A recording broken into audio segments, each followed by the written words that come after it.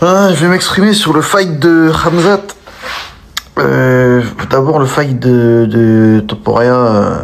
Topuria, ben oui frère. Le mec, il a des parpaings dans les mains, même dans ses positions de corps. Tu vois comment quand il met un crochet, tu sens que c'est un puncher. La manière dont il met un crochet, là, tu vois que c'est un puncher.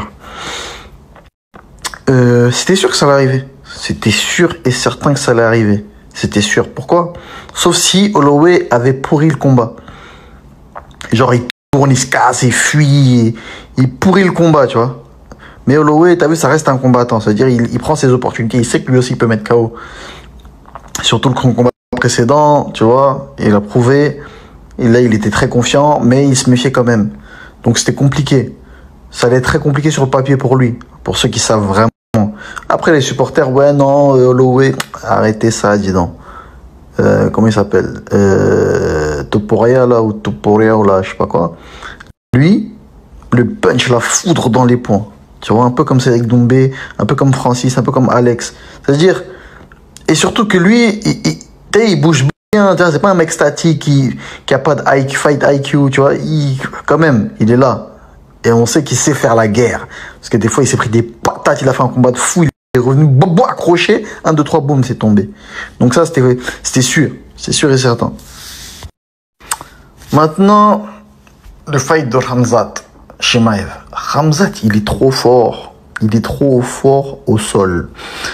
Quand vous pensez que t'es mal le mec, son point fort, c'est la lutte. Le sol, en fait, la lutte MMA. Il a fait un training camp pure lutte. Lutte MMA. C'est-à-dire, c'est pas comme moi, je suis un tueur en pied-point. Et je fais un training camp, mais je travaille à la lutte, la défense de lutte, etc. Parce que ça, c'est ce qu'il faut que je travaille. Mais en fait, entre un striker et un lutteur, le lutteur, il aura toujours l'avantage en MMA. En MMA, le lutteur, il aura toujours un léger avantage. Sauf si c'est un striker vraiment qui sait lutter un peu, tu vois, un minimum. Mais si le striker, il sait pas lutter du tout, et le lutteur, il sait pas striker du tout, comme Khabib, vous avez bien vu, le lutteur, il a toujours l'avantage. Donc maintenant, Khamzat, moi j'ai toujours dit, je vous l'ai toujours dit, Khamzat, à la base, c'est un guerrier déjà. À la base, c'est un mec de la street, il va, il se pétaille et tout. Bonhomme, tu connais, comme la plupart des mecs de l'Est, ils ont cet esprit un peu, tu vois, comme les Algériens, des Arméniens. Ça, ce sont des enfants de la guerre, tu vois. Ils ont cette détermination, les hommes, t'as compris? Comme les Camerounais. Bref. Du coup, c'est un bonhomme, on va dire, tu vois. Bon, c'est une règle générale, hein, il y a des exceptions. Maintenant, il a fait le fou, il a fait le bonhomme contre Burns. Il s'est pris de ses pastèques contre Burns. Son coin, il criait sur lui. Son coin l'engueulait, le disputait parce qu'il faisait n'importe quoi. Il a failli perdre le combat. Et pour certains, même, il a perdu le combat. Je sais pas si vous voyez un peu. Et il a failli tomber KO contre Burns. Pourquoi? Sur saut d'orgueil, il voulait faire la bagarre. Après ce combat, j'ai dit quoi? J'ai dit, vous avez vu ce combat-là? C'est la pire chose qui aurait pu arriver aux adversaires de Khamzat.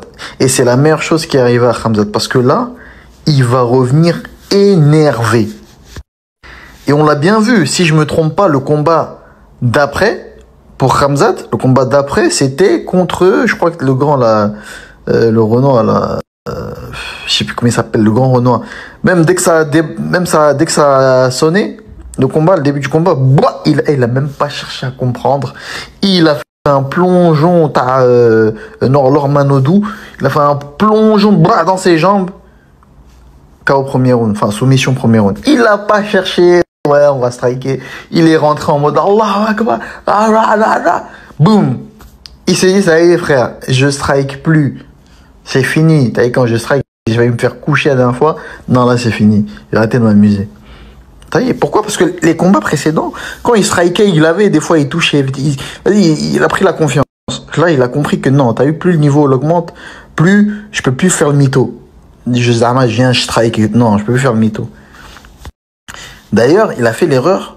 Il a pas fait l'erreur que Jiri a fait contre Pereira. Moi, je comprends pas les mecs. Ils viennent combattre contre Pereira. Pereira, il est claqué au sol. Il est claqué au sol, au sens propre. C'est-à-dire au sol, en lutte, il est claqué. Faut arrêter, ouais, les ceintures. Il est claqué. T'as vu, il est claqué. Moi, je suis meilleur que lui au sol. Pereira.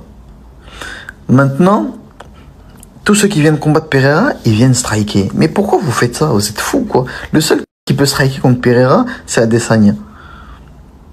C'est le seul qui peut striker contre Pereira. Les autres, vous pouvez pas striker. Arrêtez. Même Khalil Rountree. Oh là là. En fait, je comprends. J'ai l'impression que quand je vois un mec contre Pereira, j'ai l'impression de voir que je suis le seul mec intelligent sur Terre. Mais vous êtes bête ou quoi? Qui va aller striker contre Pereira? Adesanya, il peut striker contre Pereira. Moi, je peux striker contre Pereira. En fait, t'as eu des mecs du pied-point. Mais vous êtes des mecs du MMA, ils peuvent pas striker contre lui. C'est mort. Arrêtez.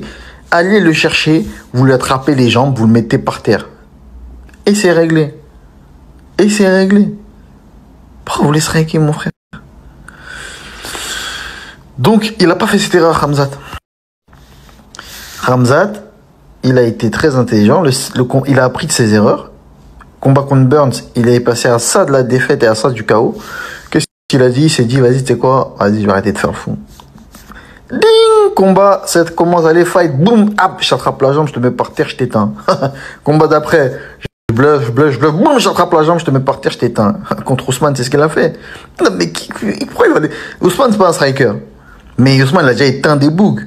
Donc là, et des bougs qui savent pas striker. T'as vu, Masvidal, tout ça, ils savent pas striker, tu vois. Donc, il se dit, pourquoi je vais aller faire le fou avec Ousmane, frère? Pourtant, Ousmane, c'est un lutteur. T'es fou, quoi, il a attrapé, il l'a mis au sol. Et c'est là où vous voyez qu'Ousmane, c'est un tueur. Il a archi bien défendu contre Khamzat. Sur 5 rounds, il aurait gagné. Il a archi bien défendu contre Khamzat. Bon, ça, c'est un autre sujet.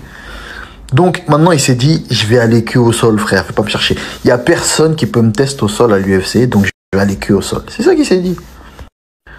Maintenant, match-up, on lui met Whittaker.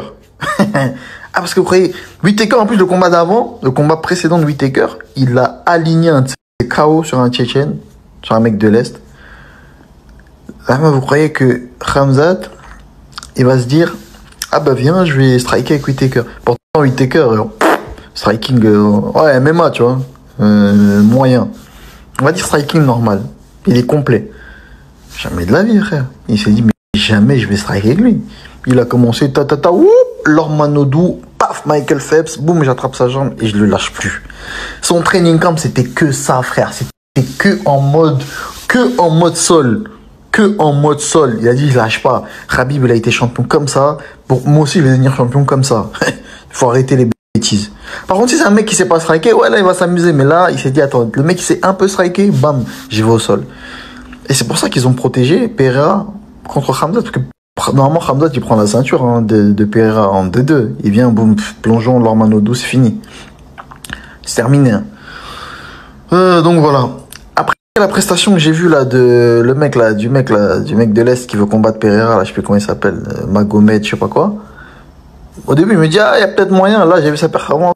Ah, chacal. Si tu vas striker comme ça, comme Pereira, si tu fais même le malheur de rester 10 secondes debout, comme... En fait, il faut que tu fasses Khamzat avec Pereira. Il faut même pas que tu cherches à mettre un gauche-droite. Oublie. Il faut que tu fasses le Khamzat. Blah, direct la jambe.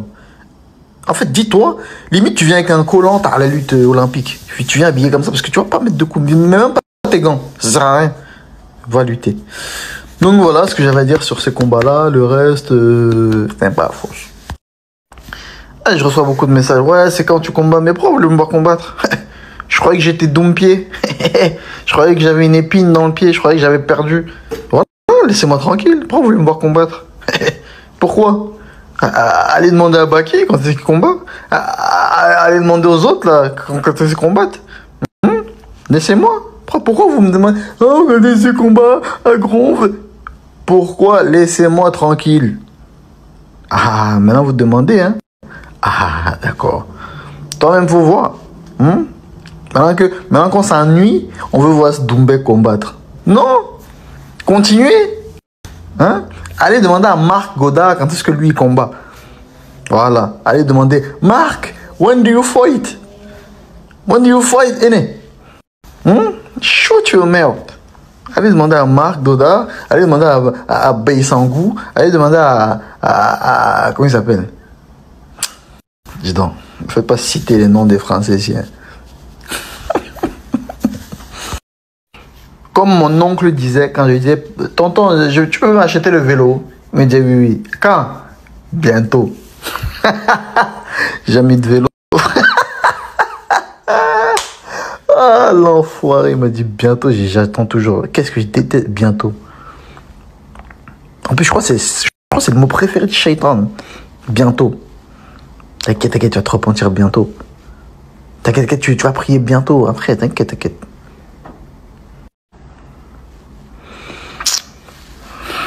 Ah, non, non.